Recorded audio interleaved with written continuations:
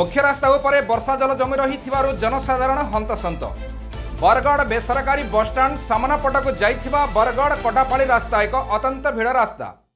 ब्रह्मचारी बांदीबाहाली बरगाँ कटापाली कम गाँ आदि अनेक गाँवर लोक एही रास्ता उपरे निर्भर करिथांती।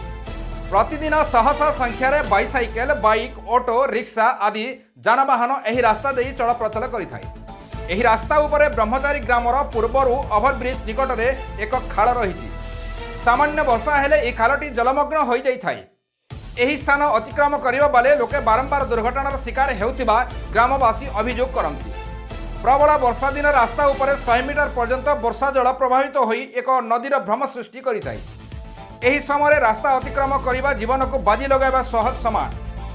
बरगढ़ पौर परिषदर 16 नंबर वार्ड अधीनस्थ एही समस्या उपरे प्रशासनर कौनसी नजर पड़ुना और लोके बहुत असुविधा सम्मुखीन होउछंती। एही समस्यार यथाशीघ्र समाधान हेले अंचलवासी उपकृत हुअन्ते बोली कहन्ति अंचलवासी। ब्यूरो रिपोर्ट संग्राम न्यूज ओडिशा।